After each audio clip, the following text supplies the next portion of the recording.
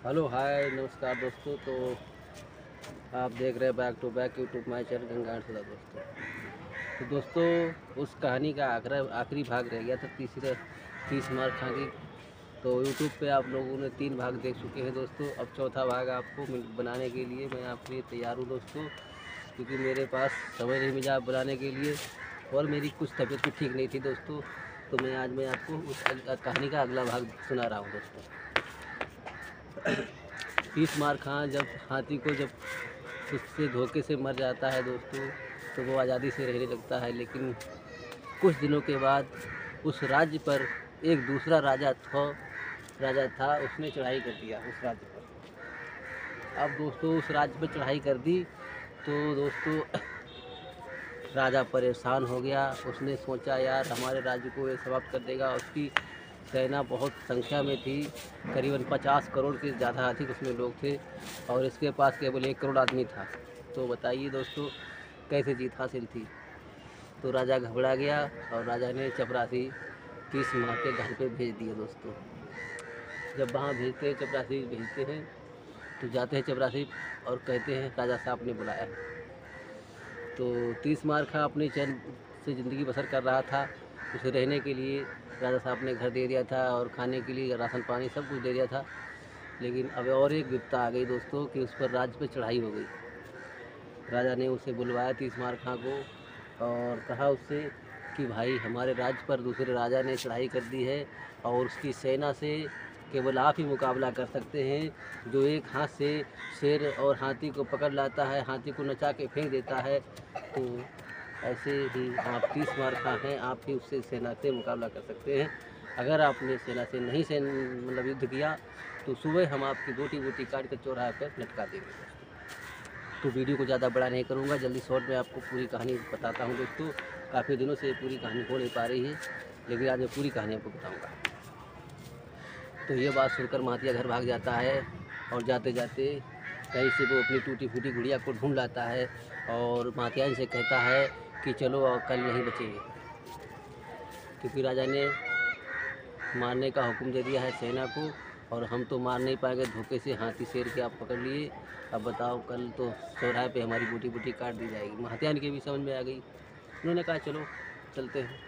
रात में उन्होंने अपनी गुड़िया ढूंढी और सारा सामान उस गुड़िया पे लाद लिया और महात्यान दोनों बैठ गए।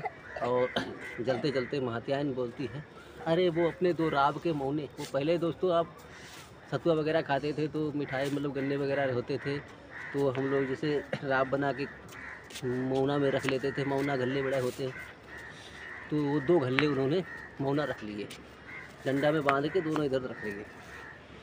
अब दोस्तों ये चले जाते हैं। जो दूसरा राजा था वो चढ़ाई करे हुए बैठा हुआ था आगे तीसरे खोला पे। तो उसी खोला पे महातिया जो था मतलब 30 मार खां पहुँच जाता है अपने गुड़िया को लेकर। तभी अचानक गुड़िया का पैर जो था वो खल्ला में पड़ जाता है। खल्ला में पड़ते ही उसका एक मौना जो एक इधर बंधा था वो खटाक से वहाँ से धड़ाम से फूट जाता है। तो उधर सेना जो थी चढ़ाई करने वाली वो चौंक जाती है कि लगता है राजा ने चढ़ाई कर दी है। तो इसी तरीके से सबने अपने अपने हथियार जो थे उस दूसरी सेना की जो ज़्यादा सेना थी उसने अपने अपने हथियार एक दूसरे की तरफ तान लिए थे दोस्तों। अब उन्हें दूसरा फायर का इंतज़ार था। जब दोस्तों गुड़िया में एक तरफ वजन हो गया, डंडे में एक घिला रह गया, तो दूसरा गल्ला भी टूटना ही था दोस्तों। थोड़ा दूरी पे आगे बढ़े दोस्तों तो गुड़िया का जो दूसरा मौना था वो भी फूट गया। जब वो फूट गया तो राजा की सेना एकदम भयानक सी लड़ने लगी और एक दूसरे पर गोली चलाने लगी। मतलब वो सोचते रहे, रात का समय था, कोई इधर चला रहा कोई उधर चला रहा, मार दाएँ दाएँ दाएँ दाएँ। महातिया जो थे वहाँ पर गुड़िया अपनी लेकर बैठ गया शांति से। कम से कम 4.5 घंटे तक वहाँ पर गोलियाँ चली और जो चढ़ाई करने वाली सेना थी 50 करोड़ की, वो आपस में जर बुझ के ख़त्म हो गई दोस्तों। अब जब गोलियों की आवाज़ नहीं आती है तब महातिया धीरे से और महातियान वहाँ से उठते हैं और जाके देखते हैं वहाँ पे असला ही असला पड़ा होता है। कुछ असले उसने गुड़िया पर अपने मतलब चादर में बांध के गुड़िया पे अपने घर लेके चले जाते हैं। कहते हैं राजा की सेना तो मर गई, अपना काम बन गया है। तो घर चले जाते हैं। फिर सुबह होते ही राजा के चपरासी उसके घर पर आते हैं और कहते हैं आपने सेना से लड़ाई की। तभी दोस्तों कहते हैं हाँ लड़ाई की है, जाओ साले राजा को बुला के लेके आओ। इस तरीके से राजा को गाली देता है और फिर राजा वहाँ से दौड़ता हुआ आता है और कहता है आपने हमें गाली क्यों दी थी इस बार? तो वो कहता है गाली इसलिए दी, रात भर में युद्ध करता रहा उनसे, इतना हथियार गोला बारूद मेरा ख़त्म हो गया है, इसका खर्चा कौन देगा? बोले हम देंगे, आज से हम तुम्हें आधा राजपाट देते हैं और आधे राजपाट में तुम राज करो, आधे में हम करेंगे।